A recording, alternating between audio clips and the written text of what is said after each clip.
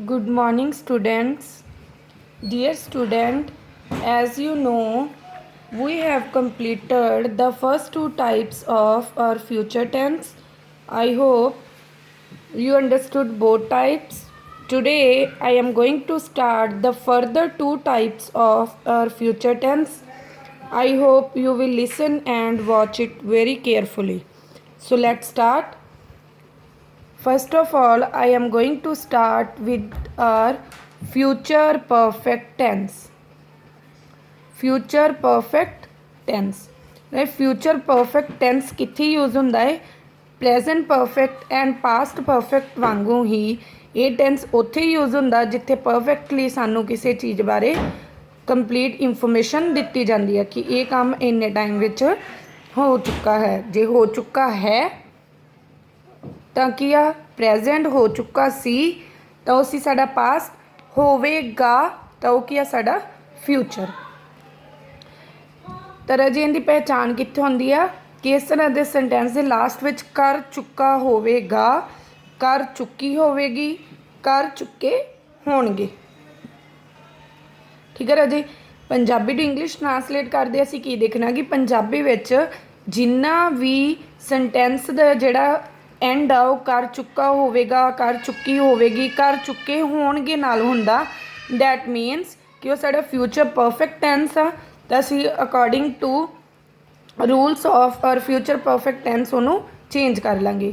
ਤਾਂ ਰੂਲਸ ਕੀ ਆ ਰਾਜੇ ਚੇਂਜ ਕਰਨ ਲਈ ਸਾਨੂੰ ਰੂਲਸ ਪਤਾ ਹੋਣੇ ਚਾਹੀਦੇ ਆ। ਰੂਲਸ ਕੀ ਆ ਇਹਦੇ ਵਿੱਚ ਵਿਲ ਹੈਵ ਔਰ ਸ਼ੈਲ ਹੈਵ प्लस वर्ब की थर्ड फॉर्म यूज होनी है क्योंकि परफेक्ट टेंस कोई भी आ जाए प्रेजेंट पास्ट फ्यूचर तो असी वर्ब की थर्ड फॉर्म तो लगानी आ। इहदे हैल्पिंग वर्ब की यूज होना विल हैव और शैल हैव जो तुहानूं ऑलरेडी बच्चे दस चुके हैं कि you can use only will have to. ठीक है, शैल हैव नहीं भी यूज़ करोगे तो भी सही है। ठीक है राजे। अफर्मेटिव सेंटेंस इहदी सीक्वेंस देख लेने। First of all as you know कि साडा सबजैक्ट आऊगा जो काम करने वाला है, फिर हैल्पिंग वर्ब विल हैव और शैल हैव विचों असीं लगा लांगे। विल हैव भी लगा सकते हैं, वर्ब की थर्ड फॉर्म लग जाएगी, फिर साडा ऑब्जैक्ट आ जाएगा। एग्जाम्पल नाल क्लीयर करते हैं। दे काम करने वाले आ इसलिए साडा subject. Will have helping verb, verb की थर्ड फॉर्म प्लेड, मैच किया object. They will have played a match, वो मैच खेड चुके होणगे। Ram will have completed his work, Ram अपना काम जिहड़ा वो कंप्लीट कर चुका होवेगा। क्लीयर है जी।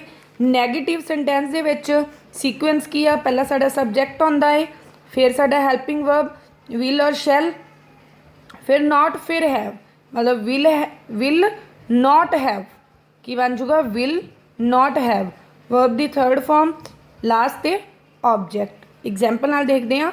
Sita will not have worked all morning, Sita morning तो काम नहीं कर चुकी होवेगी। Raju will not have done his work, Raju ने अपना काम नहीं खत्म किया होवेगा। क्लीयर है जी। इंट्रोगेटिव विच इहदी सीक्वेंस की आ एज यू नो कि पहला साडा हैल्पिंग वर्ब आऊगा विल और शैल, सबजैक्ट हैव। तुहानूं पहले दसिया कि कोई भी आ जाए विल बी हुंदा तां भी सबजैक्ट इंट्रोगेटिव विच आ जाना सी।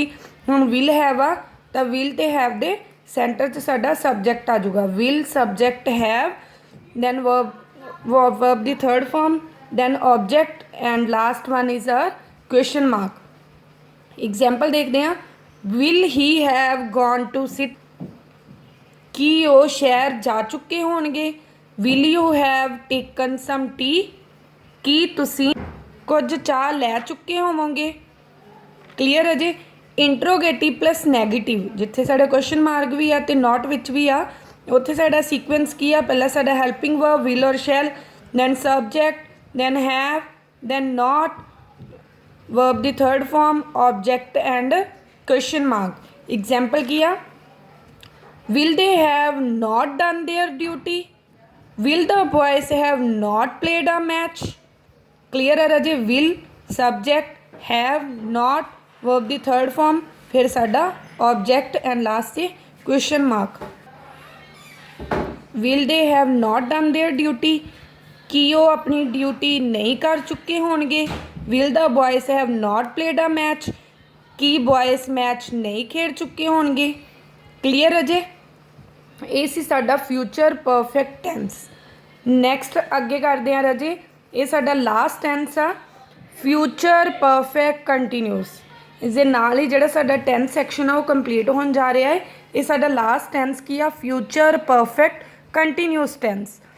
तो राजे इहदे विच हैल्पिंग वर्ब की यूज़ हुंदा है, विल हैव बीन और shall have been. Will have been और शैल हैव बीन, और you can say will have been only. Plus verb दी first form with ING, since और for. As you know very well कि जिथे भी continuous word आ गया verb दी फर्स्ट फॉर्म नाल ING लगता, और परफेक्ट कंटीन्यूअस जिथे भी आ जाए बीन लगता और सिंस और फॉर लगता। उन्होंने पहले दसिया सिंस कित्थे लगता है, जिथे पॉइंट ऑफ टाइम की मतलब कि दस दिता होवे कि जिहड़ा साडा इन्ने इस समय तो पर्टिकुलर दस दिता गया कि इस समय तो पर्टिकुलर टाइमिंग दी गई।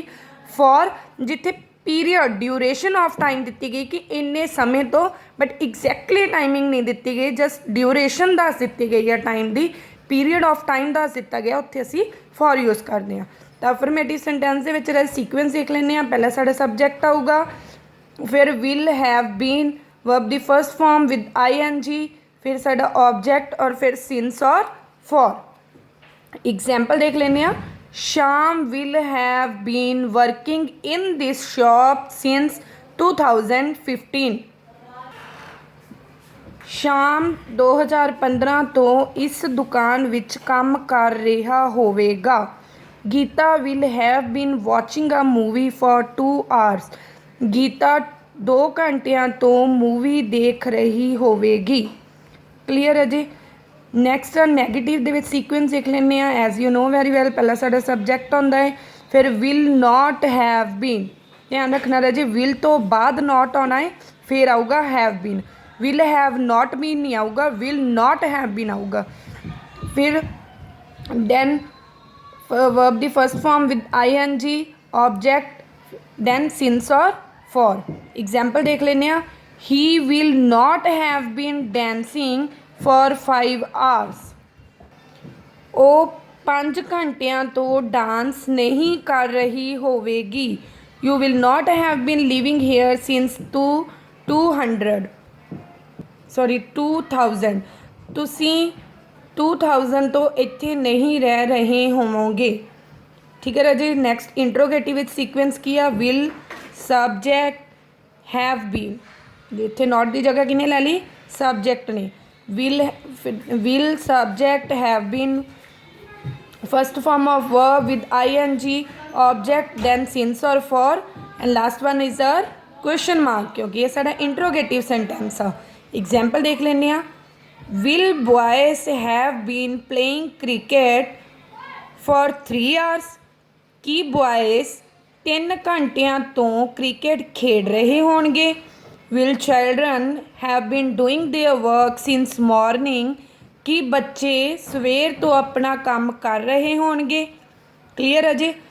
The last one is as you know our interrogative plus negative sequence. First of all will, then subject, then not, then have been, verb the first form with ING, then object, since or for, and the last one is a question mark. Example, will girls subject not have been doing this work since morning। कि ਜਿਹੜੀਆਂ लड़कियां वो सवेर तो ये काम नहीं कर रही होवनगियां। कि गर्ल्स मॉर्निंग तो ये काम नहीं कर रही होणगियां। क्लीयर है जी। आई होप कि तुहानू चंगी तरह समझ आया होगा। तो ये साडा इस दे नाल ही जिहड़ा साडा टेंस आ वो कंप्लीट हो जाता है। ये सी साडा last future perfect continuous tense. Okay Raji, thank you.